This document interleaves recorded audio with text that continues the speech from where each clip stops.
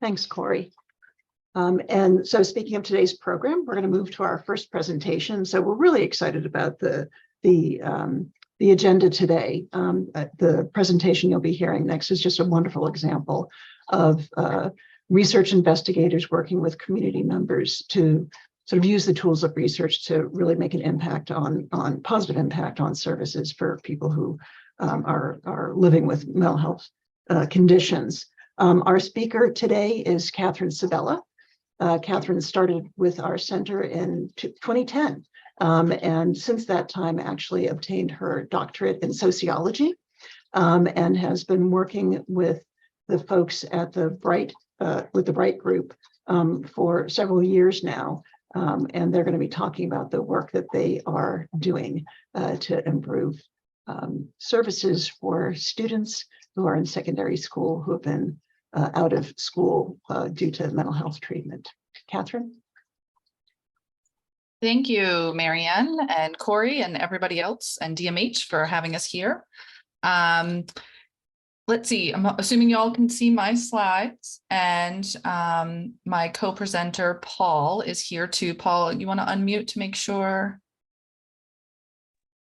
Yep. Hi, everyone. Can you hear me? Yes, great. Thank you. All right, thanks. Awesome. All right, everybody, thank you so much for the introduction, Maryann. So again, I'm Catherine Sabella. I'm an assistant professor here at UMass Chan Medical School. And yes, I will be co-presenting to describe to you our collaboration with the Brookline Center for Community Mental Health and the bryt program. Paul, you want to give a brief introduction of yourself? Sure thing. Hi, everyone. I'm Paul Hyry-Dermott from bryt, a member of the bryt team, which is a program of the Brookline Center for Community Mental Health. Let's see, I've been doing this work for 7 years, and prior to that, I worked for much of my career in public school settings, specifically in Holyoke, Mass. And prior to that, I actually came into the work through adult and family literacy work and sort of public health education and prevention work. So yeah, and just happy and excited to be with you all today. Thank you, Paul. All right, so we're going to tag team some of this, but just to get this started, this project and therefore this presentation is part of the Learning and Working Center at Transitions to Adulthood Center for Research, one of the sub-centers of iSPARC. And particularly here, we are funded by a 3-year grant from NIDLR, which is the National Institute on Disability, Independent Living, and Rehabilitation Research. And so we're super excited to be here. And what we're going to be talking about, I'm going to turn it over to Paul in a minute. He's going to describe bryt, a bit of the history, what it is, and how it is positioned within public schools here in Massachusetts and beyond. And then I will describe how we have partnered together to develop and test the bryt model, and why that's important to do, thereby describing our grant that we have going on. And then with today's topic of hope, we're going to share some feedback that we've received from partners within the bryt network. So some really fascinating quotes just to describe the ways in which this program and therefore this research has the potential to expand hope through students and their families. Paul, I'll turn it over to you, and I'll try to keep up. Just say next slide if you need me to. Great. All right. And I think what I will try to do is go pretty quickly. And then if folks have questions, we can potentially take them after if you want to drill down into anything specific about bryt. Just for what it's worth, historically, the acronym for bryt originally was Brookline Resilient Youth Team. And then for years, we were calling it Bridge for Resilient Youth in Transition. And now we just mostly say bryt. So we're not spending a lot of time unpacking the acronym sort of at this point. But bryt is a program of the Brookline Center for Community Mental Health. And I'm going to dig into that, what that means as we go forward. So first of all, we're going to talk about our high school work today, our partnership, for which we feel incredibly blessed with Catherine and the team at UMass Chan, focuses on high school. So what's driving this need for bryt at the high school level? This notion that several years ago, we were talking about a 300% increase in adolescent inpatient hospitalization since 2000. And I think it's probably gone up since then. We're all aware of the ED boarding crisis in Massachusetts. And just recognizing the impact, the profound relationship between mental health and student learning, both in terms of students being present for learning and as well as performance when they are able to be in school. In fact, mental health, we believe, plays a huge factor in student academic outcomes. And our understanding is that if we look, and I think, Catherine, if we look at the next bullet as well, that kids with significant mental health challenges are understood as the subgroup, to use the language of schools, with the highest likelihood of dropping out over 4 years of any subgroup. So that includes low-income kids, BIPOC students, GLBTQ+, et cetera. So mental health challenge is a huge factor in driving dropout. So yeah, so beginning of talks, so then in that context, what is bryt? So in the language of schools, this multi-tiered systems of support framework, we talk about bryt as a tier 3 intervention. So meaning that we think about, to use the language of public health, universal, supplemental, or intensive, or sometimes talked about as primary prevention, secondary prevention, initial intervention, and then intensive intervention. So when we apply that framework to schools, we think about bryt as working with the students who are at the highest level of need. There are plenty of mental health supporting programs, at the other tiers in schools, everything from, basic education about mental health to less intensive counseling and group supports. But bryt is really focused on the smallest number of kids with most intensive needs. So we talk about bryt as a tier 3 intervention in schools, an intensive intervention for kids with and without disabilities. So bryt is not a special education program, and that's another thing that differentiates it from kind of other work in schools. So when we talk about bryt, we use these 4 S's very often, and I'm going to dig into sort of like each of them, as well as systems integration, which we'll talk about briefly at the end. But so these are what we talk about as the 4 S's of bryt. And beginning, I believe, with students. So part of our work with each individual school that's implementing bryt is to help them decide what is going to be their, as we say, priority population for bryt. That involves a data gathering process quite often, as well as an assessment of the other work that's already happening in the school, because we don't want to duplicate and we don't want to create supports that aren't needed. So most often at the high school level, schools are going to say something like this: we are always going to have room in bryt for student returning from hospitalization, partial hospitalization, intensive outpatient, CBAT, et cetera, like kids coming back from receiving intensive mental health supports.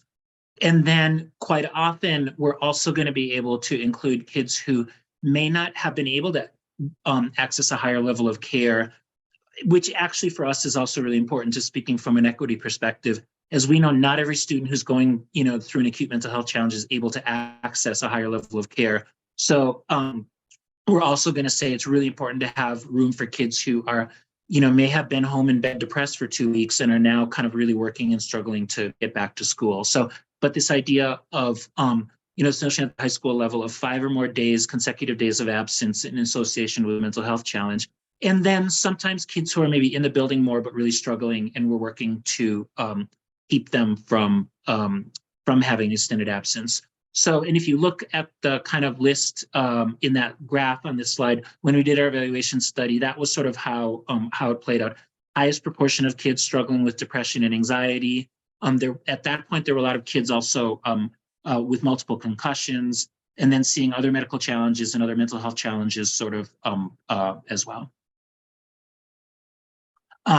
The second S for bryt is space. So this notion of a place that serves as a home base when a student is having a difficult time. So most often in schools, it's going to be a dedicated space just for bryt, although there are some schools that co-locate bryt with other kind of similar adjacent work. And if that's going to be the case, then we're always working to help, clarify that relationship between bryt and the other work that's happening in the space. But you see listed here in the Bright Room little box there, kind of what the ideals are. Space is often really at a premium in schools. So often, we're helping schools think through their best space solution and then work to build it from there. But it's really critical that there be a place. And this was a learning point for me when I started with Bryt, to understand that often the space itself is actually a critical part of the intervention. So when a student first comes into Bryt, they may spend a day or two just in the space, getting comfortable, really thinking of developing a plan for a return to academics, for a return to full school life, thinking about things like, what am I going to tell kids who ask me where I've been, and teachers, et cetera, like that kind of preparatory work. But then secondly, when a student's a little bit further along in the intervention, and maybe they're mostly back on a full schedule and doing pretty well, but then some really difficult thing happens in the hallway between classes that's unanticipated.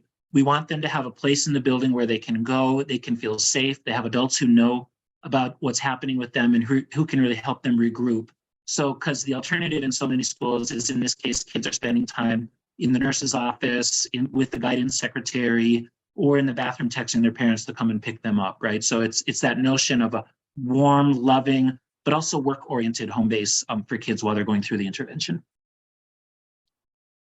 The third S being, what are the supports, or what are the specific services sometimes that we talk about? So every student having an individualized plan, but that integrates these 4 core elements of the intervention. So, and we have really come, Catherine will say, to think care coordination in many ways is really the thread that loops it all together. Maybe it would be a nice way to put it. But this idea that, it's really, really great case management or care coordination that integrates academic support, clinically informed support directly for the student, support for the family, and then the kind of specific care coordination that we think about is kind of knowing who all the stakeholders are for the student, both in school and in the wider community, making sure everybody knows what they need to know and is moving in the same direction. And where there are gaps in services and supports that the student or family is going to need to be successful, having the time and the bandwidth to really make those connections to community supports. The other thing I'll just quick say is, very often in schools, the clinically informed support directly for kids and the academic supports, there may be pieces of happening. And what we see less of is that, like, family support and care coordination, both as a matter of time and bandwidth, but also because not everybody in schools understands the idea that family support and care coordination are just as critical. So for us, we want to say those are core to the intervention. In Bryt, it's not that folks, as is so often the case in schools, work with kids all day long, and if they have 20 minutes to call a parent at the end of the day, they do it when they're exhausted, but that the family support and the care coordination are core components of the intervention built right in to students' plan, and that's focused and proactive work in those areas, just the same as in the academic and clinical support areas. And then just mentioning, so we need people to do this work, right? It doesn't happen naturally and by its own. So when we talk about Bryt at the high school level, we are strongly recommending counseling schools to have 2 different people doing the work. And even if they can't fully dedicate 2 people, maybe it's a smaller school or a school that struggles with resources, but that we would rather have a good chunk of the time of 2 different people, one to focus on the clinically informed work, so the work directly with kids, but also that care coordination and family engagement, and then one to focus on the academic coordination piece.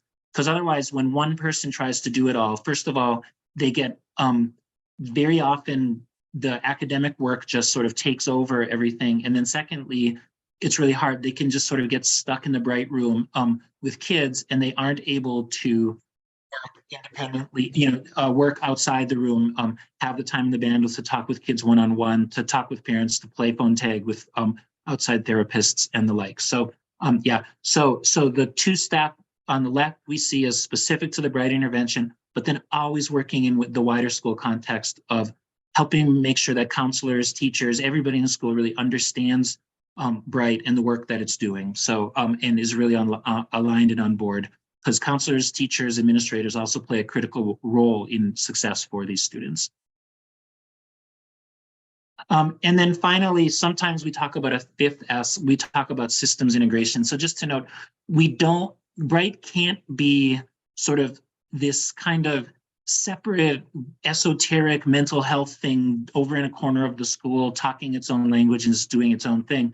It really needs to get integrated into the wider systems of the schools, right? And so, and when that's done well, it's really powerful because bryt also becomes sort of a driver of good practice and shared understanding and education and destigmatization around mental health. So that's a big part of what we're working towards, the idea that bryt is fully integrated into the school rather than sort of kind of a standalone or only partially integrated piece. So that's sort of an overview of the intervention. This is a fairly busy slide that we love, an infographic slide. I won't try to talk you through everything here, but just to highlight that when we think about what we're assessing outcomes for bryt are, we're thinking about attendance, and our evaluation studies have shown that attendance improves significantly for kids. We're talking about improved functioning in school, and we used the CAPAS as an indicator of that and saw significant improvement across the board for kids who had participated in bryt. That's what it's designed for, and that's what it's delivering. And then better outcomes academically. So we saw that, kids who participated in bryt were either graduating or moving on time toward graduation with their peers at the end of the school year at very high rates. We also saw decreases in substance abuse after participation in bryt and decreases in self-harm. That when implemented well, bryt can be a real savings driver for schools. Very often schools with kids who are struggling with significant mental health challenges are sending kids to out of district, placements that can cost $50,000 or more per year. And we found that on average, per participating schools, bryt costs per participating students, bryt costs schools about $2,500 a year. And then just finally to say, feel super blessed to be really in a process of scaling this work up. So we're working with, closing in on 200 schools in Massachusetts. It definitely will be at that point by the beginning of next school year. And then growing numbers of elementary and middle schools as well as high schools, and then beginning to have a footprint outside of Massachusetts. So there are about 250 schools in 8 states implementing the bryt intervention, and that 140,000 number of students in those schools is actually, we need to fix that. It's well over 200,000 students now nationally are in schools where the bryt intervention would be available to them if they needed it. So that's bryt. Awesome. Thank you, Paul. Thank you so much. So I see that we already have a couple questions in the chat. We're going to wait until the end, towards the end of our presentation, to answer those. But thank you. You can keep putting them in the Q&A section if you'd like. And we will make sure there's time to chat about this a bit more. So Paul just did a great job describing what bryt is. And so the question you might be asking yourselves is, okay, this looks great. Sign me up, sign my school. How do I get involved? And that's how I felt too when I first learned about the bryt program. But the issue here is that we need, or they need, bryt needs to be a bit more further developed and tested. And so I'm just going to describe the why and the how of how we have partnered here. So essentially the problem, if you were to catalog it as such, is that while bryt is anecdotally successful, they have some evaluative data, and as you saw, it's meeting this urgent need. So schools and school districts are just, wanting it. But it really does lack a bit of the specific and standardized tools and research agenda that would be needed to more fully implement bryt more broadly across the country, and to ultimately evaluate bryt in a future fully powered randomized control trial, which would ultimately have the potential to establish bryt as an evidence-based practice. So this is where the two centers here have come together, and using what I would consider these 3 ingredients for success, have really partnered over the last few years and set out a longer-term research agenda to do exactly that, to move the research agenda forward. So the first ingredient here is a research and community-based partnership. And so that's why one of the reasons I love the work of our center, and I love the partnership with DMH, in that we are able to really connect and work with the people on the ground doing this work. And so best things happen in Florida, and there used to be an annual conference in Florida where I actually had the pleasure of meeting Associate Director of bryt, Cather in 2018. She was presenting a poster about bryt, and I was like, hold on, what is this thing? And you're from Massachusetts, and how have we not chatted before? And so Catherine and I chatted a bit at that conference, and then connected later that year and into 2019 to really get the two centers together. We had a few in-person meetings, a few Zoom meetings. I had the pleasure of going to visit some of the team in person at Brookline Center for Community Mental Health. I also got to go on a few school visits with Cather in schools that had existing bryt programs, and she was supporting them towards the end of their school year. And so I got to see some of these programs in person, and ultimately, this was part of our forming a joint commitment to seek research funding opportunities, better develop the model, and again, seek out ways to move the agenda forward. We ultimately wrote a small grant to the Spencer Foundation, which did not get funded, but then in very early 2020, January 2020, we submitted a grant to NIDLR, the National Institute on Disability, Independent Living, and Rehabilitation Research. They have a funding mechanism called a field-initiated research grant. And so we wrote this January 2020. We remember how all naive we were then. And it was funded. And it was funded in September of 2020, and we were off to the races, and that's where the real fun began. So that's a little of our history there, if you will, but really what we've been able to experience over the last few years is the ultimate benefits of a research and community-based partnership.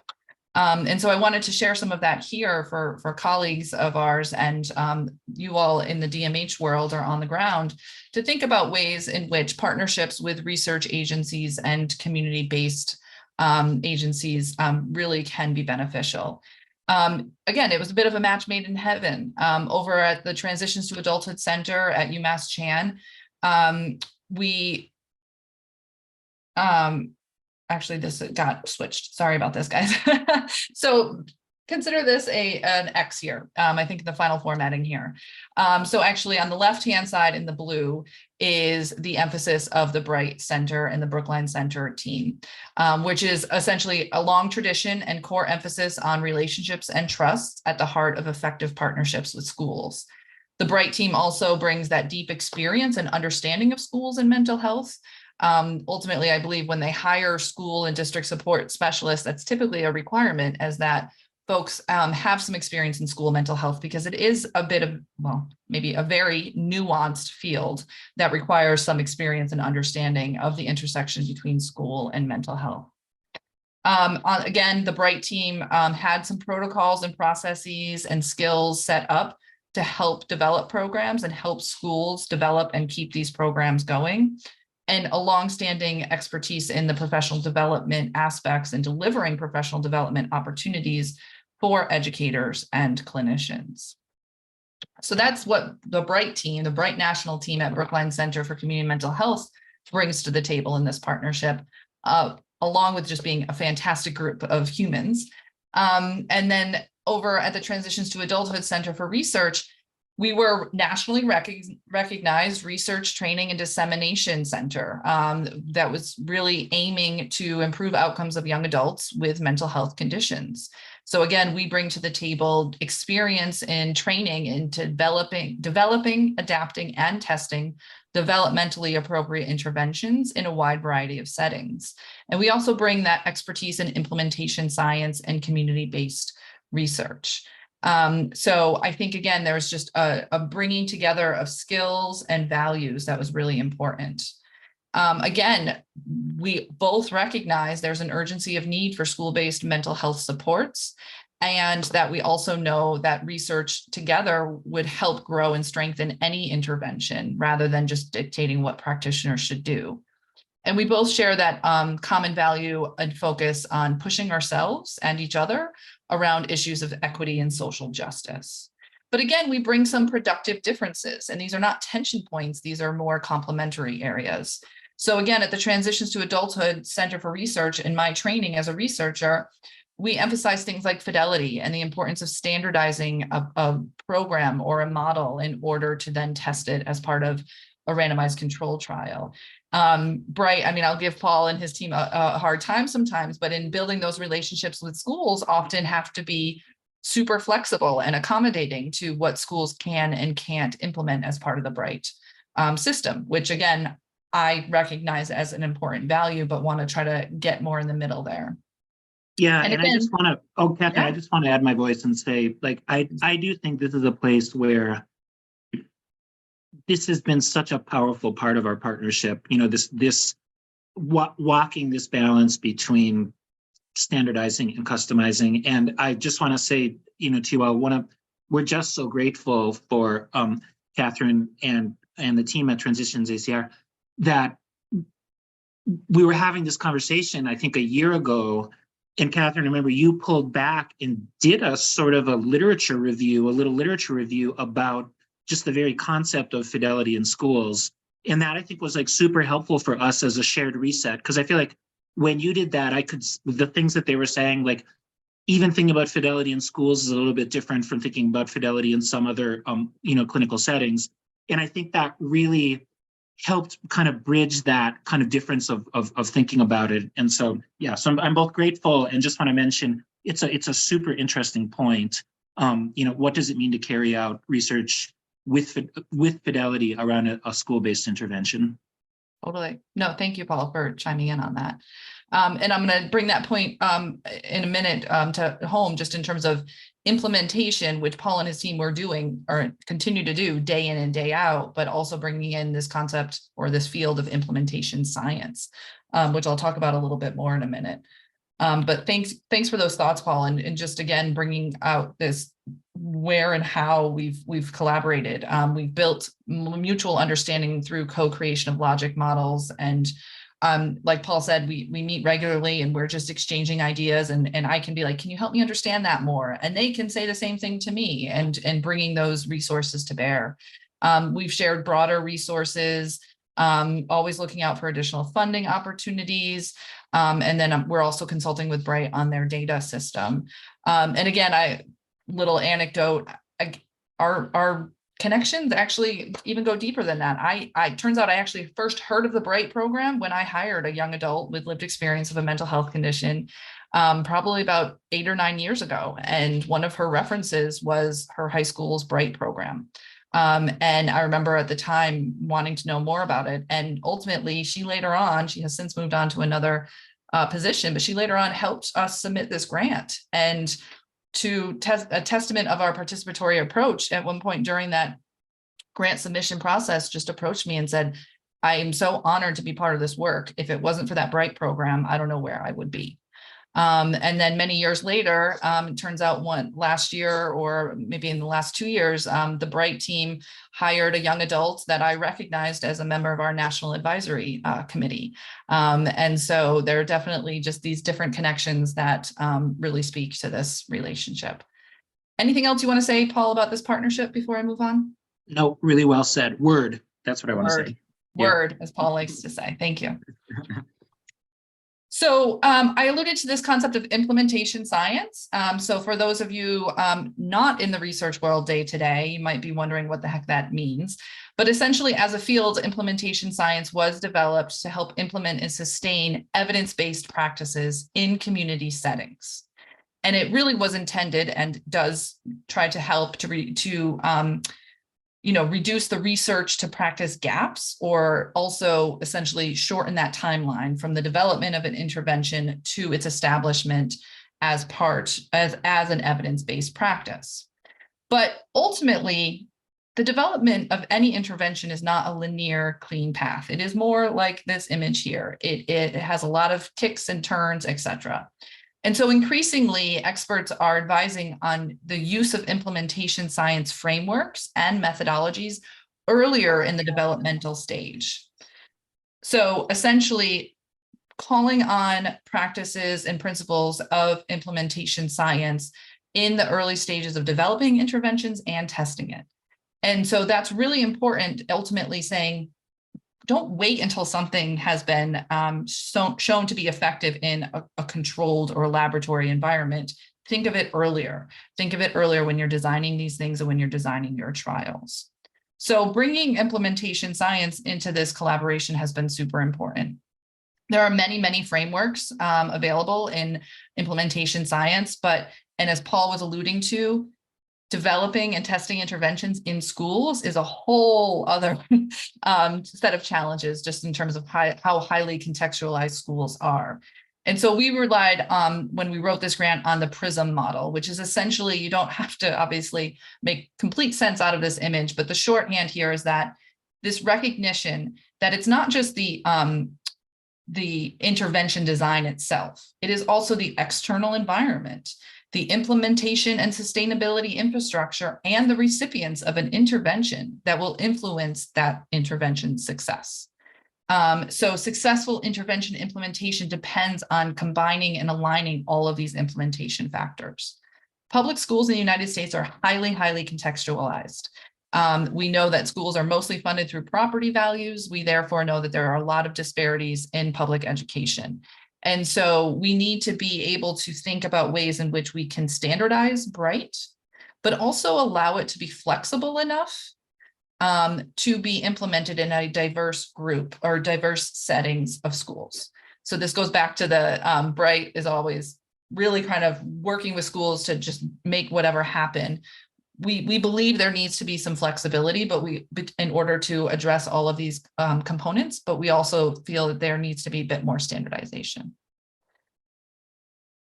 Finally, the other ingredient I would say that's been instrumental to our success is a focus on participatory approaches, but particularly user-centered designs.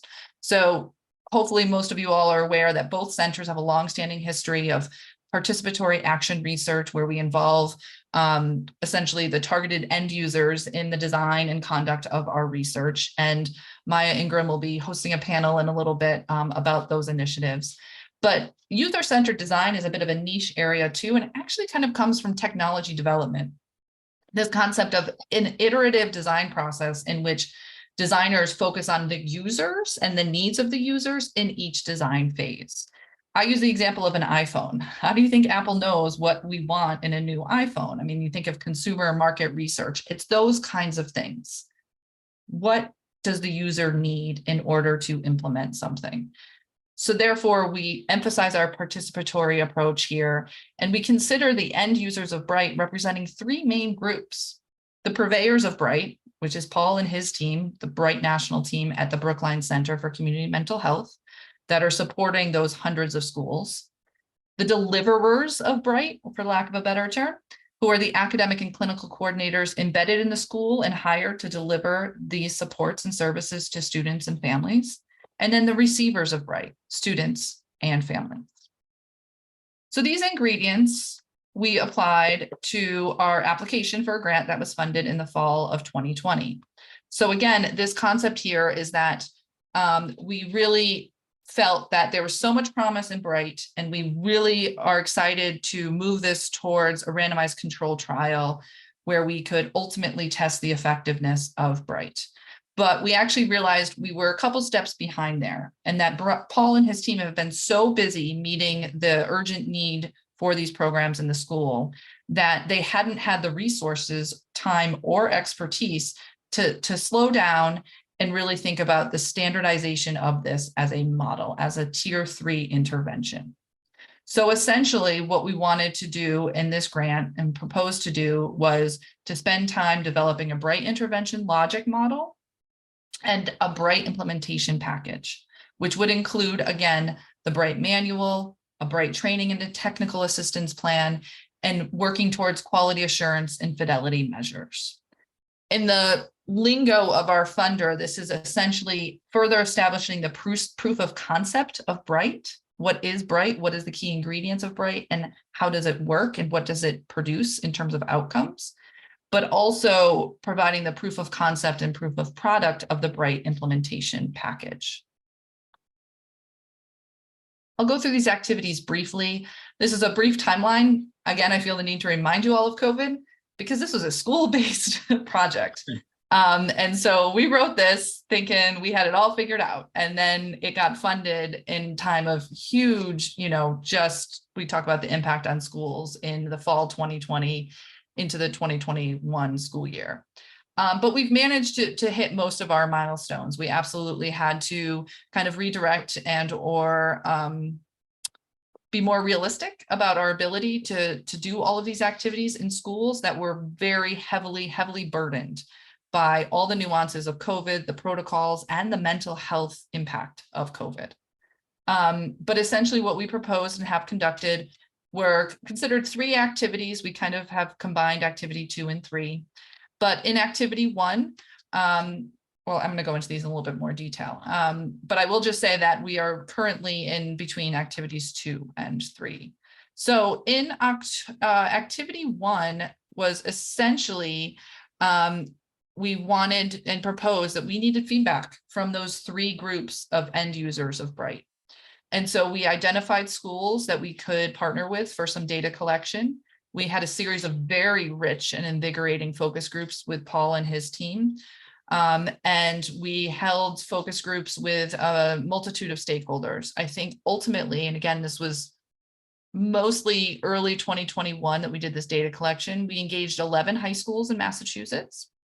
We conducted interviews with the academic and clinical coordinator teams in all 11 of those high schools. So again, these are schools with existing bryt programs. And our goal here was really understand, what is bryt? What does it look like? What are the core components? What are the elements? What makes a bryt program a bryt program? They were integral into helping us understand that. We actually did focus groups with about 24 current or former bryt students from those high schools, and talked to 22 parents or caregivers of current or former bryt students to get their perspectives. And then we also did focus groups or small group interviews with a variety of other stakeholders in the school, including administrators, those other counselors and teachers that Paul mentioned as being integral parts of this work. So our goal here was to take all these data and then essentially start to build out a logic model. A logic model, again, I think of it as a recipe. This is just a snippet of one of our workshopping kind of elements of our logic model, but where we really identified the physical space as an input or key ingredient, how we conceptualize what that physical space was, the ways in which that space could be flexible to the environment, like Paul said, to the resources in place, but what would be considered a deal breaker? What would be considered not aligned with what a bryt program is? And then we started thinking through, how do we train programs to optimally have this space? So this is just a snippet. The larger logic model is quite big, so we're not going to show it to you here, but it helps us identify, again, what are the core components of bryt? And then that helps us think back, okay, how do we train programs and how do we help programs implement it? As Paul mentioned, we did a bit of a reimagining, and this was actually somewhat recently, where we just had this aha moment where care coordination is really integral and to the other 3 pieces. And it almost, earlier iterations really conceptualized bryt as these 4 elements, but care coordination is essentially cross-cutting between academic coordination, clinical coordination, and family engagement. So we've reconceptualized it as the heart of the model. And activities 2 and 3, which we're in the midst of right now, really is that process of taking all of that data, what we learned, and that logic model, and partnering with the bryt partners to develop, pilot, and iteratively revise the bryt implementation package. We meet with Paul and his team every other week. We've sorted through all their existing documents because they have a lot. They've just recreated and created things along the way to support schools. Gave us a great starting point for where we were at. But then we've really been working collaboratively and iteratively to develop a school-facing manual, a written manual that would support schools new to implementing bryt and or continuously implementing bryt. We have that out for feedback right now. Actually, we just got all of our feedback back from a group of stakeholders, a group of current clinical and academic coordinators who read through this 60-page manual and gave us some feedback on ways in which they thought we could improve the written manual. Spoiler alert, most of it, which we already knew when we were planning towards, is they wanted more examples. You can tell people how to do something, but ultimately showing them how to do things by example is super important. So we'll be working on a series of examples to complement this written manual, and also a set of short videos to accompany the written manual as well. And then this concept of training and technical assistance and standardizing the ways in which Paul and his team support and train these schools. Again, they had it all. They had most of it at the ready. We just needed to help them kind of standardize it, use principles of implementation science to really start to understand what is the difference between training and technical assistance? How does it work? When a school is struggling in this way, how can you support them? Paul showed that map earlier. And again, even without bryt established as an evidence-based practice, it's growing. So how do you support schools in Oregon who are doing this? How do you support the people who need to support the schools in Oregon who are doing this? It's through these kind of training and technical assistance packages and materials that you can do that. And so, as Paul mentioned, bryt is continually being implemented in new schools, and it doesn't just align with the start of the school year. So we have begun having conversations about schools that might be at the ready to start piloting these materials with, to start to get their feedback as well. I think I've covered this mostly, but I think what I want to prioritize here, just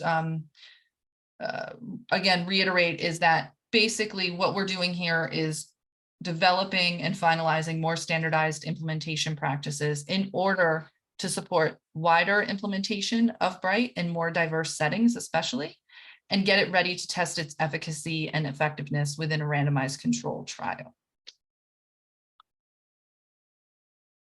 So I will try to bring it home, and then Paul, maybe you and I can tag team some of these quotes and still have time for some questions and discussion. But this concept and theme today of stories of hope and resilience, and how we bring hope into some of our research.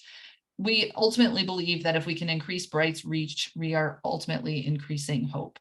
And again, through this recipe for success of this meaningful partnership, the grounding of our activities in implementation science and an emphasis on participatory and user-centered designs will ultimately help support our ability to broaden the implementation of bryt and ready it for more rigorous testing.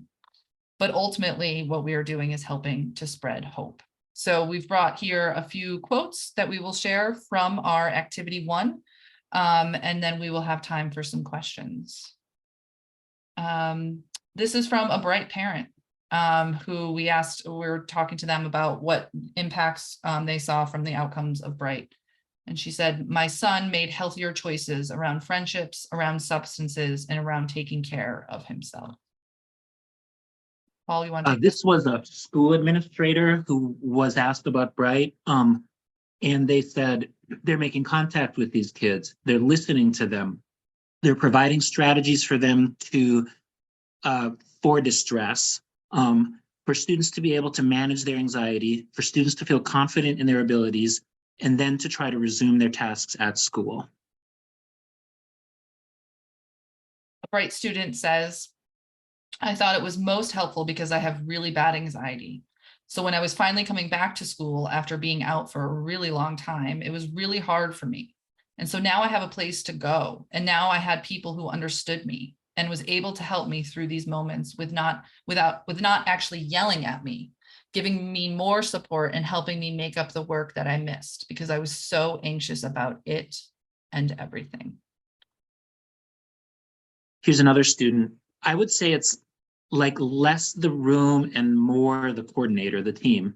She was the main reason I would ever really need to go there. It was less the space and it was more like her presence. And like the fact that when I was with her, I was like, okay, every problem that I think is happening right now is probably not that bad. She made me calm down.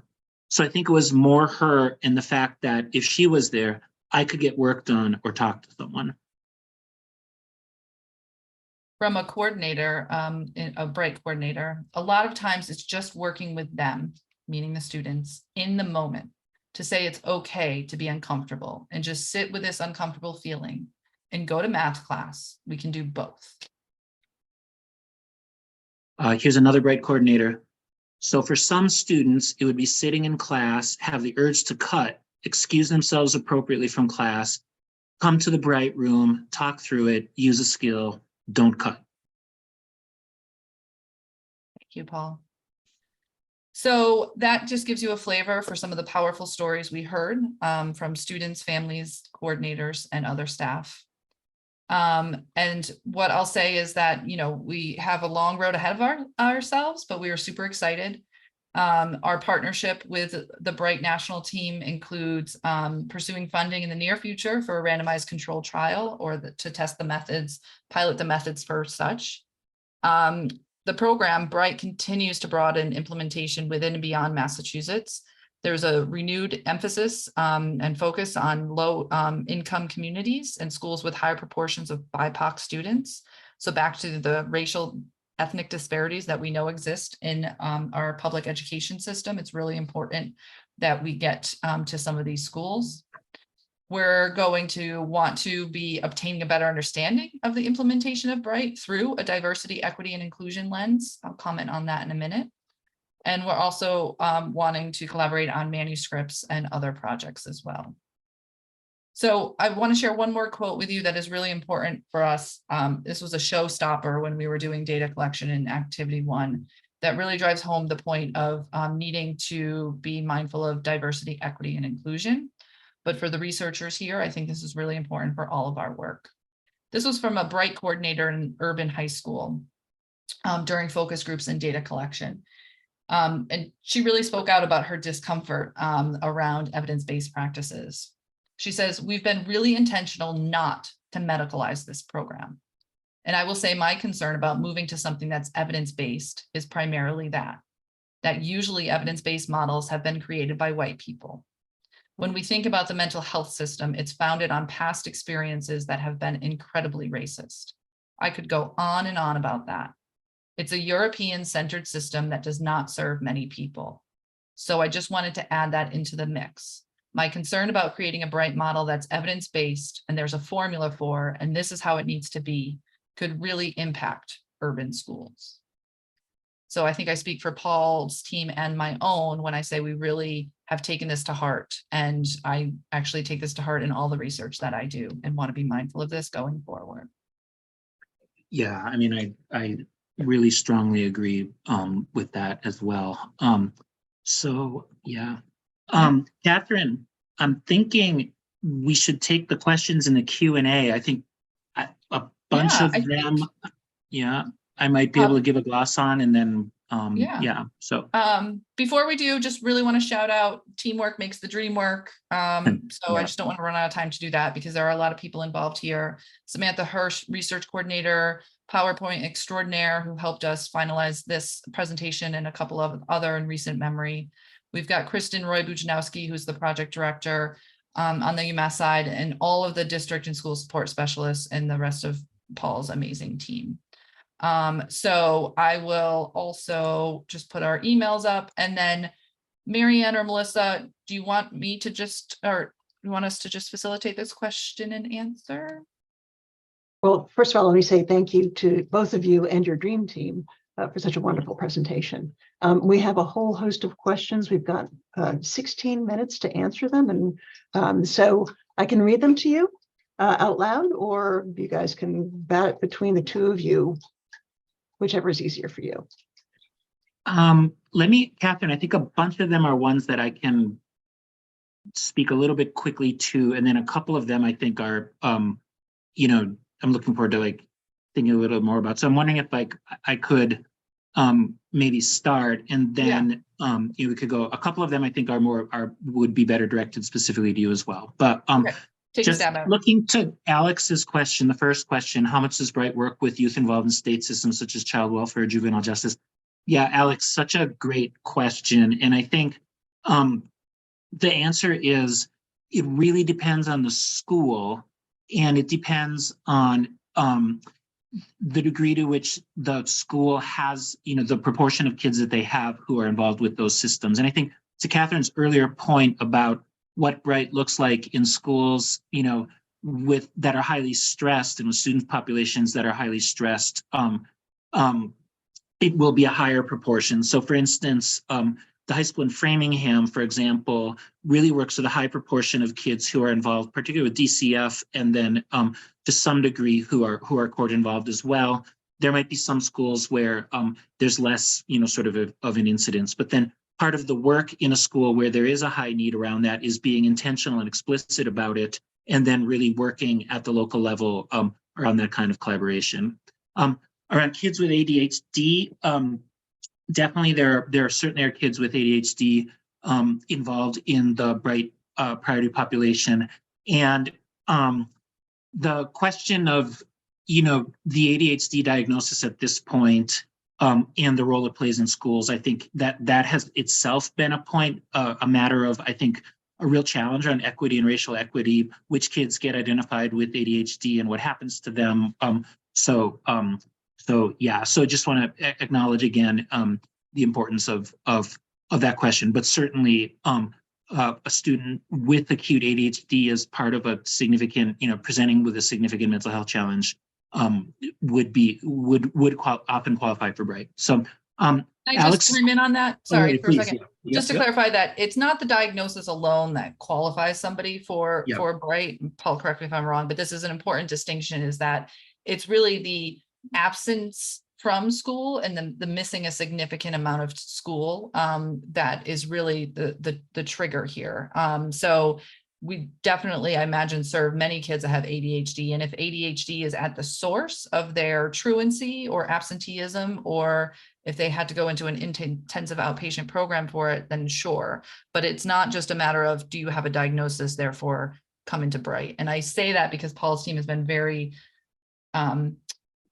particular and mindful of helping me understand that and helping schools understand that this is not a catch-all program. It is targeted for a group of specific young adults. Yeah, I love that. And the gloss I would say on that, the language we're working to use is bryt is for kids who have fallen behind in school in association with a mental health disruption. So this notion of a mental health disruption as sort of the most helpful blanket term, incorporating both hospitalization, missing a lot of school, but not able to access a higher level of care. And in some cases, maybe in the building because it's a safe space, but not able to access learning due to a mental health disruption. So, yeah.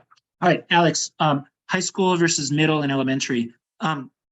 So the answer is mostly historic. bryt started at the high school level and initial replications were at the high school level. You may remember, I know I went through that slide pretty quickly, but right now, there's also about 45 middle schools and about 40 elementary schools implementing bryt sort of within our network, as opposed to about 185 high schools. So it's just mostly a historic piece. The elementary model there are some real differences from the secondary model, and that might be a topic for a different conversation because that might take us the rest of the time. So yeah. Can I just add that though, too, that they may also have noticed, the person who asked that question, the grant that we applied for was focused only on high schools. So again, researcher versus practice, our funding agency really emphasizes the transition to adulthood and adults and the needs, and not so much what would be considered child pediatric kind of levels. So the way we spun the research funding in this case was focused on high schools. We could just as easily eventually go out there and apply for a similar grant that was focused on elementary schools. It would just depend on the funder. Yeah, great. So Candace, question about truancy CRAs. So for those who aren't familiar, a CRA is what we now call the new CHINs. It's when schools, or it could be parents, ask for help around kids not attending school and to get the court involved. So Candace, I would say, yes, I do think that as we really work to build understanding and destigmatization around mental health more broadly, and as schools implement bryt as an alternative to some of these other structures, I think we do see reductions in sort of mental health related CRAs. And at the same time, we haven't yet started research on that. There's just a lot of things to sort of think about. And yeah, so and then Rosemary's question, does bryt work with local police departments when reintegration may be accompanied by incidents in the community? So yes, again, that would be the expectation that if there are community incidents involved with the students' mental health challenges, then working with police need to be one partner around that. I will say we have a team member who's very, very interested in the role of school resource officers in schools, specifically around mental health, and this question of wanting to make sure that if schools have an SRO or a school resource officer, those folks are trained and that there are clear expectations set around mental health, just recognizing that what we don't want is the first referral of a student who's seriously dysregulated in association with a mental health challenge to be to an untrained police officer. So I think there's movement there, and there's also a lot of room for growth in our work. Cather, I'm going to leave you with the next question about determining participants for the research. Yeah, I'll take that one and the last one. You can take a sip of coffee or water. So great questions. Thanks, Paul, for all these great answers. Jenna, I mean, happy to chat. I'm not sure what your specific role is, but you know, in terms of research and doing research in this field, for this project, given the diversity of schools, we actually kind of did a tiered sampling effort where we took all the schools with existing bryt programs, a spreadsheet that the team had, and started to categorize each school based on some of these factors that really contribute to diversity: size of the school, urbanicity of the school, percentage of English language learners, other diversity indicators, et cetera. And then we tried to target schools within there to get their support. The reaching out to the participants really was a wide effort of networking and going through the bryt programs to recruit participants. Again, being in COVID, we found that schools, students, parents were all burnt out. As the mother of young children, there were so many emails coming through. So ultimately our numbers were not as high. However, we really started to get a lot of saturation, meaning we started to hear the same things. So we felt pretty confident in what we were seeing. So yes, please reach out, Jenna, if you have other questions. The last question I'll take is from Candace. Do students and families get to review the manuals as well for feedback? We ultimately decided that the target users of the manuals were the bryt coordinators and the bryt academic and clinical coordinators. So they ultimately are the ones that are primarily providing us feedback on the manual. Students and families are at the receiving end of the intervention, absolutely. But that's why we included them earlier in the process to understand what their perspectives were of that model and what it looked like to them. Any further research here that we do to pilot the methods for a randomized controlled trial, et cetera, will definitely have more indicators and feedback from students and families that are being served. So I think that's how we'll capture them there. And then last question from Evelyn. Yeah, so then Evelyn, that's a great question. So Evelyn asks essentially about the relationship between bryt as an example of a non-special education tier 3 intervention and then special education programming. And okay, I really don't want to get too wonky about this, but it's a super important question. And the relationship between bryt and special education is a matter of real importance.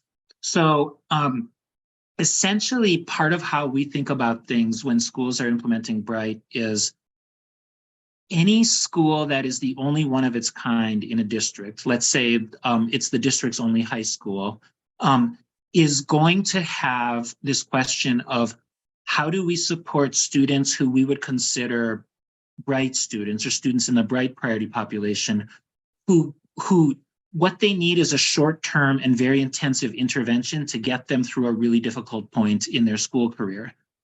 So the idea that we're, you know, in an 8 to 12 week period, providing very intensive direct supports and wraparound supports to really help them get back to full school reintegration and academic success. And schools are also going to have a population of students who are going to need longer term specialized instruction in association with, a challenge or a disability that can't be addressed through a short to medium term intervention like bryt. And so we're always working with schools to say, you know, how are you working already with that longer term, need population? Do you have a special education program designed and, to support those students? And then let's talk about how bryt is going to be really aligned with that, because it can be confusing for people to understand why one student would be in bryt who's struggling with an acute mental health challenge, and another student might be in a longer term therapeutic special education program.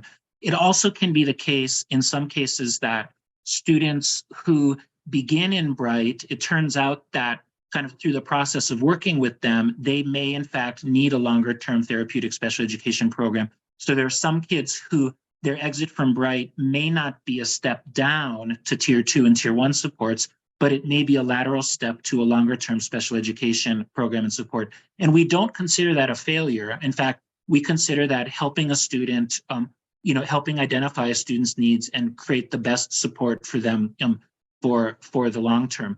The other thing, many folks in special education really like bryt because sometimes, as my teammate Catherine Hool, who is the one that Catherine Sibelius met in Tampa, feels like many years ago, kind of will often say, bryt can both speed things up and slow things down in relationship to special education. And what I mean by that is very often, like on the one hand, in the speed things up, when a student is struggling with a significant challenge and they're identified as needing bryt, the minute they're able to re-enter the school, and even before, the bryt team can begin working with them and then providing them with immediate and very intensive wraparound supports to really help them. So we don't need to wait for a referral to evaluation. We don't need to wait for a 45-day evaluation process and to convene an IEP meeting, and then in order to start supports and services, but the work can start right away. And then on the other hand, what we find is that historically in many schools, special education has sort of been the only thing. And then there can be this real push for, any student who people identify as struggling with a mental health challenge, let's get them evaluated for special education. Let's sort of like push them into the special education kind of pool. And the slowing things down piece is to say, we now have a set of kids that are successful with the bryt intervention and they don't need to be pushed into special education evaluation. And so we can begin to think about bryt as helping to address oversubscription of special education. So again, could probably say more about that, but I know that that was a long answer, but felt really important, to share.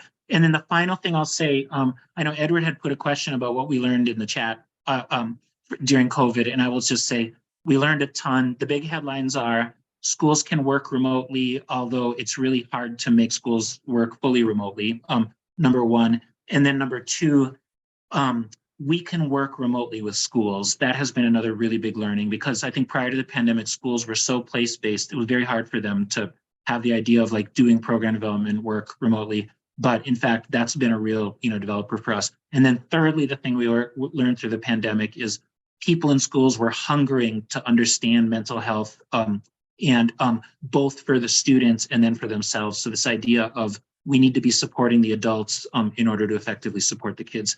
I will stop because it's 10:58. Could go on again, but thank you for the questions. Well, we thank both of you for a wonderful session, very rich, wonderful answers to the very many questions that we had. And we're going to, at this point, take a break. We would like to have everybody come back for 2:10. And we'll be starting with our next exciting session at that point. So thank you again for your presentation, and we'll see you in a few minutes. Thanks, everybody. Thank you all.